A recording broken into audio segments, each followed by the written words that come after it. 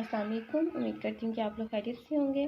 हमारा नेक्स्ट जो वर्ड है, जब हम स्पेसिफिक प्रपोजिशन लगा रहे हैं, आज का हमारा जो वर्ड होगा स्पेसिफिक प्रपोजिशन के लिए, उसमें हमारा वर्ड होगा कि अगर कोई एडजेक्टिव हो और उसके साथ हमने प्रपोजिशन लगाना हो, यानी एडजेक्टिव वर्ड है, कोई भी एडजेक्टिव है, उसके साथ हमने प्रपोजिशन लगाना हो।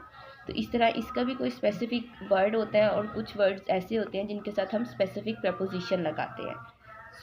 आज हमारा वर्ड होगा सिमिलर, कि अगर वर्ड सिमिलर आए, ये हमारे पास एडजेक्टिव है और ये हमारे पास यूज़ होता है कंपेयर करने के लिए। अगर हम दो चीज़ों को कंपेयर कर रहे हैं और उसके लिए सिमिलर यूज़ कर रहे हैं, मतलब उनके कैरेक्टरिस्टिक्स तो सेम है लेकिन वो चीज़ें डिफरेंट है, तो हम साथ लगाएंगे प्रपोजिशन टू, यानी सिमिलर टू। इसकी हम एग्जांपल देखते हैं। हमने कहा और ट्रांसपोर्ट सिस्टम, इसको आप आवर भी कहते हैं, और transport system is very similar. आगे हमने प्रपोजिशन के लिए जगह छोड़ी। सिमिलर इससे है वो, कोई भी यहाँ पर हम लिख लेते हैं, लाइक बर्लिन्स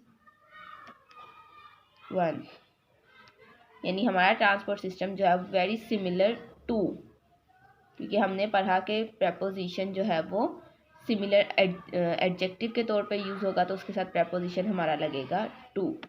इसी तरह हम एक और एग्जांपल देखते हैं। हम कहते हैं, याद रहे सिमिलर में हम टू तब लगाएंगे जब ये कंपैरिजन के लिए यूज़ होगा। अगर हम इसकी सेकंड एग्जांपल देखते हैं, they are far too similar